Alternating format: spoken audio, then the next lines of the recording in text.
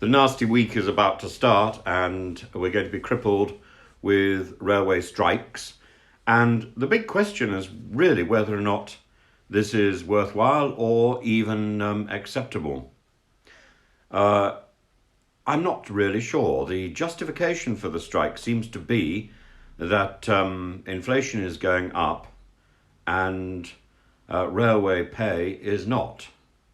Indeed, there's very little way in which railway pay can be adjusted if one looks at the two sources of income that the railways get: revenue from ticket sales and support from the government, and at the same time, the demand to improve the infrastructure. Well, the problem is everything is coming up a bit too late. The railways should have been sorting themselves out for years and haven't been. Meanwhile, the government is messing around with HS2, which is something that should never have happened. And so a lot of money is being poured into vanity projects, and the money isn't being poured into supporting those people who are actually working very hard on the railways. I don't know if you've been on a railway journey recently. I have quite a lot, and I find it increasingly exhausting. There's a constant cacophony of advice on the tannoy almost constant, there we are. Constant is the word that describes it. You cannot read a book, you cannot go to sleep, you cannot really think about where you're getting off next because you're getting so much advice about rubbish and about the fact that the shop is open or not, or is about to open or not, or that you should make sure that you've got your luggage by you at all times. After a while, after all these mantras have been repeated again and again and again, you don't notice them. That's the purpose of a mantra. All you have to do is look at the religious background to mantras that you find in Hinduism, in Buddhism, even in Greek Orthodoxy.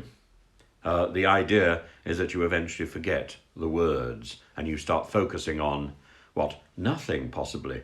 I find it exhausting to focus on nothing and miss my exit and find myself at the wrong station because there's so much noise. Anyway, that's me. But should people go on strike because they're not getting enough money to live on? I don't know whether striking is the solution. That puts further constraint on the business, and the only choice really then is for the business to close or give up, or indeed for the government to step in and help.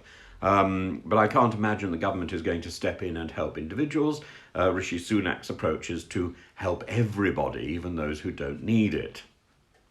And that possibly is untargeted help seems to me to put forward a very bad agendum, and also is bad economics.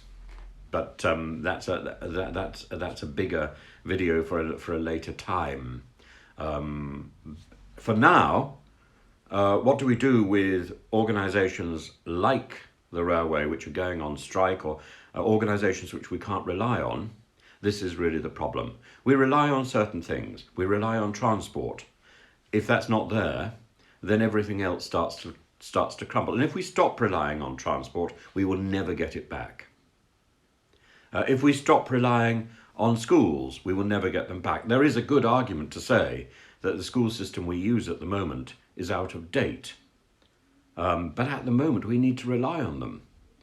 I highly imagine that schools will be the next striking, will be the next place where we're going to find strikes. And we need to deal with these issues before they arise. We shouldn't be constantly firefighting. We should be anticipating problems.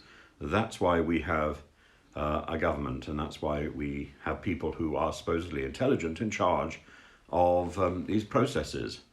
If inflation is rising, we need to meet the demand, and we shouldn't be expecting people to be working continually for less money, in effect. We should find a way.